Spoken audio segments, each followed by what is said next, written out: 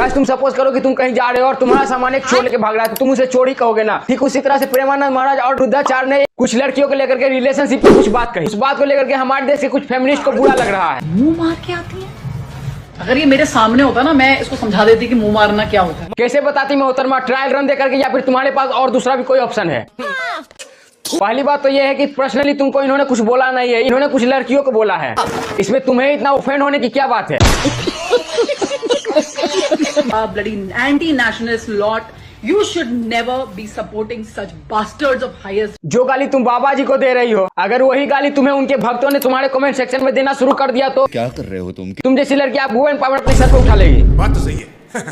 लड़कियां live in में होती मुंह मार के आती, उसने ये क्यों नहीं बोला? जो लड़के लिव इन में रहते हैं वो भी मुंह मार के आते, क्यों नहीं बोला उसने? मैं इंस्टाग्राम से ऐसे विवाद बयान देने के बाद फुर्सत मिल जाए तो उनकी पूरी वीडियो देख लेना। उन्होंने कुछ लड़कियां और लड़कों को लेके बोला है, ना कि आप जैसे को लेकर के।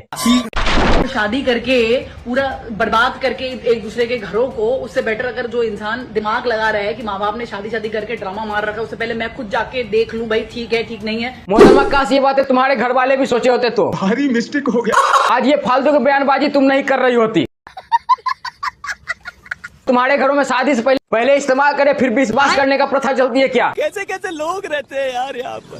All the नामर्ड्स of the society, all the fucking नामर्द of the society। मोहतरमा सारे नामर्द बाबा जी को फॉलो करते हैं, क्योंकि सारे मर्द तुम्हें और तुम्हारे बहन के बिकनी वाली फोटो को देखते हैं ना। तुम क्या सोच रहे थे बे?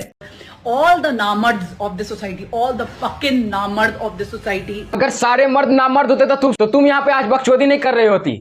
चुप कर बे कुत्ते। क्योंकि तुम्हें भी शायद किसी मर्द ने ही पैदा किया है। में रहना क्या गलत है भैया? क्या गलत है? लिविंग में रहना ही तो मुंह मारना कहा गया है। सोचो कि रेड लाइट एरिया को तुम नंदीग्राम बोल दो या फिर कोठे को इंग्लिश में तुम रूम बोल दो, तो इससे सच्चाई थोड़ी बदल जाएगी। और लिविंग में रहना क्या गलत है भैया? क्या गलत है? कहीं तुम्हें बताओ कि शादी से पहले लिविंग में रहने को क्या कहोगी तुम? पहले इस्तेमाल करें फिर विश्वास करें। खुशबू जी आप आर्मी में रह चुके हैं, लेकिन शायद आप भूल गए ये भारत है, यूरोप नहीं।